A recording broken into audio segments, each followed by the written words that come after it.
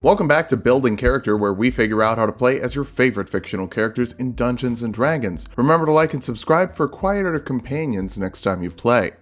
Maybe. Today we're building number 2, Hoagie P. Gilligan Jr. from Codename Kids Next Door. Wait, no, the number 2 we're building is from Afro Samurai. That makes sense. If you want Kids Next Door builds, I'm so sorry. Number 2 would probably be an artificer.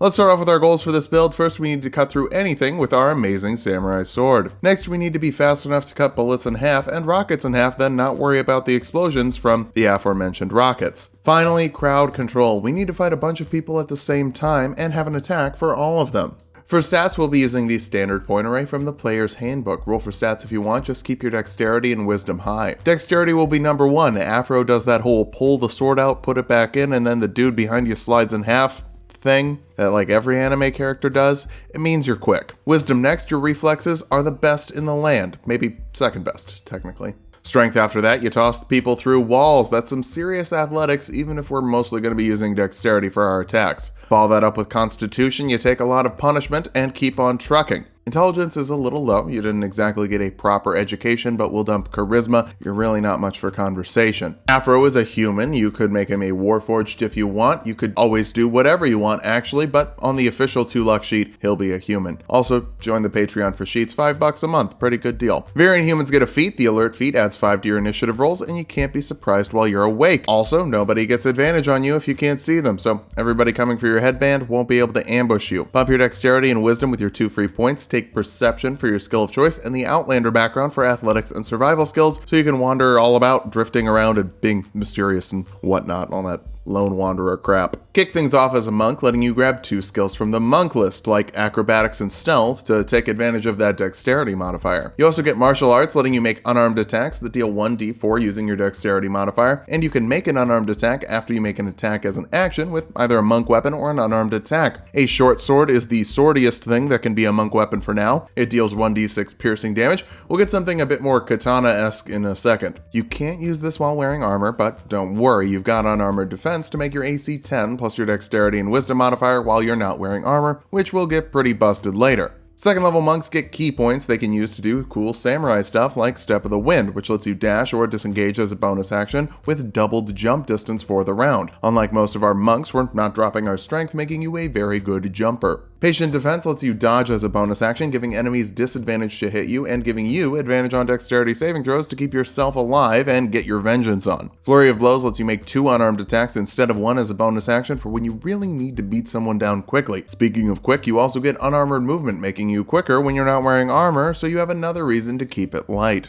Third level monks can deflect missiles, letting you reduce damage from ranged attacks by 1d10 plus your dexterity and monk level as a reaction. You can even send it back at the enemy with a key point if you drop the damage to 0. Cut a bullet in 2 and send a piece back at the fools who thought they could just shoot you. You can also choose a monastic tradition, and I know y'all know about the Kensei monk at this point. We make them all the time because they're monks who are good with weapons. That's pretty malleable. You can pick some weapons to be Kensei weapons, basically letting you use martial weapons as monk weapons as long as they're not two-handed, heavy, or special. A longsword would work, but a scimitar might actually be better with something we're getting later, which is a d6 of slashing damage. You can make an agile parry, which means that you get to add 2 to your AC after you make an unarmed attack as part of your action and you're holding a Kensei weapon. This doesn't require a bonus action or anything like that. It just kind of makes you more defensive as long as you kick someone. You can also make a Kensei shot, letting you spend a bonus action to add a d4 to the damage of ranged attacks with Kensei weapons for the rest of the round if you need to get a little space. You also get Way of the Brush, giving you calligraphy proficiency so you can write a number 1 on a headband and become a living god. See, it's calligraphy. It's the power of the gods. Obviously, that's how it works. 4th level monks get Slow Fall, letting you reduce falling damage by 5 times your monk level as a reaction if you need to jump off a mountain. You also get an ability score improvement, get that dexterity up as quickly as possible for the best slashes and better AC. It's a really good ability score. Clearly the 5e designers liked nimble fighters. 5th level monks get an extra attack, letting you make 2 attacks with your action, and you can still make 2 more attacks with your Flurry of Blows. Since your monk die bumps up to a d6 here, those are all going to deal more damage. You also get Stunning Strike, letting you force a constitution saving throw of 8 plus your proficiency bonus and wisdom modifier on a creature you hit with a melee attack. Failing that, they're stunned until the end of your next turn, giving you advantage on all your melee attacks for more chances to critically hit and really make that blood go sploosh.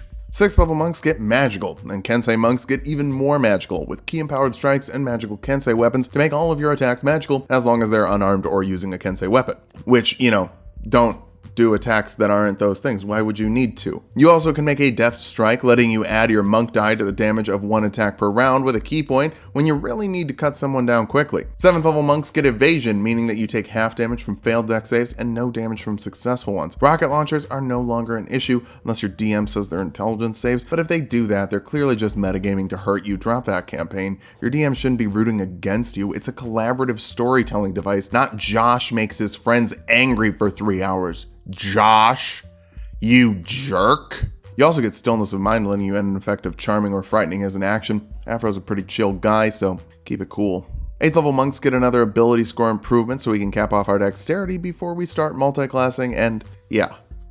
We're multiclassing now. 1st level fighters can choose a fighting style. Duelist lets you add 2 to the damage of an attack with a weapon you're holding in one hand, and a longsword would work for that. Really, you have no reason to not use a longsword at this point, even if later you wouldn't be able to use something we're getting. No spoilers. You also get Second Wind, letting you heal 1d10 plus your fighter level as a bonus action once per short rest, so you can rally and keep wandering without having to settle down somewhere. Revenge isn't gonna get itself. 2nd level fighters get Action Surge, letting you make 2 actions in the same turn once per short rest, letting you go absolutely crazy with your sword attacks before following it up with a flurry of blows, helping you go from number 2 to number 1. 3rd level fighters get a martial archetype. Samurai seems pretty fitting for a samurai.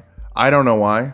You get an extra skill, Insight's pretty good, and you get a fighting spirit, which lets you give yourself advantage on all your attack rolls and 5 temporary hit points as a bonus action 3 times per long rest. Keep in mind, temporary HP doesn't stack, so wait until that first 5 goes down, then refresh it. 4th level fighters get an ability score improvement or feat. The defensive duelist feat lets you add your proficiency bonus to your AC as a reaction against one attack as long as you're holding a finesse weapon in one hand. This works with agile parry since that doesn't use your reaction for 23 AC against one attack per round at this level. If you're fighting someone with big slow hits, they're pretty much just not going to be able to hit you. It's great. 5th level fighters get nothing because extra attack doesn't stack until fighter level 11, so too bad. It would just be kind of busted if it did, even though a build of 5 monk, 5 fighter, 5 ranger, 5 paladin would have its own issues it's dealing with in terms of power. 6th level fighters get another ability score improvement. More wisdom will raise your stunning strike DC and your AC, making you harder to hit, and you'll occasionally hit harder. 7th level samurai are elegant courtiers, giving you proficiency with wisdom saving throws, which monks don't naturally get. For some reason, they get strength and dexterity. It's fine though. You also get to add your wisdom modifier to persuasion checks, which will mean that even though you don't talk, the ladies will still think you're hot, which is accurate. 8th level fighters get another ability score improvement. Bump your wisdom to flirt better, and to not die, but let's be real, flirting is fun, and your AC is already pretty bonkers. 9th level fighters get indomitable, letting you re-roll a failed saving throw once per long rest, and you're proficient with 3 of them. So any strength, dexterity, or wisdom throw would be a solid pick, or you could save it for a death saving throw.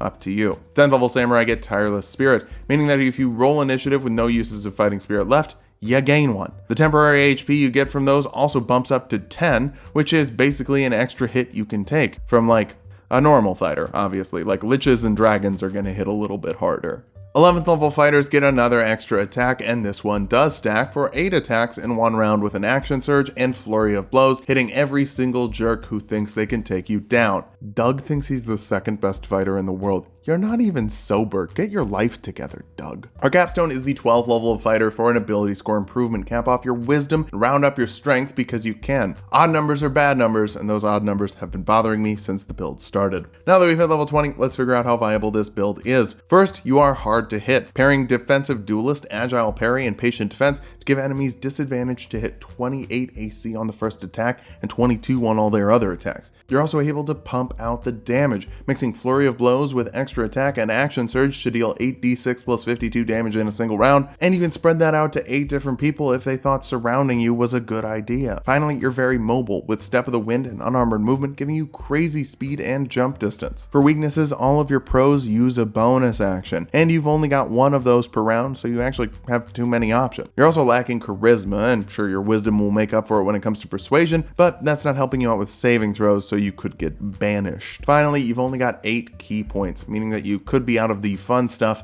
pretty quickly.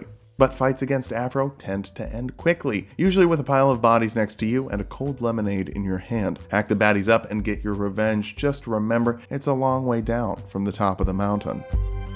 Thanks for watching. If you liked the video, subscribe for more. We make 2 videos every week, except for when we make 3 videos a week, which we're still doing next week, but that's the last week we're doing that, I promise. Join the Patreon if you want to vote in polls and get character sheets. We've got a bunch of them now.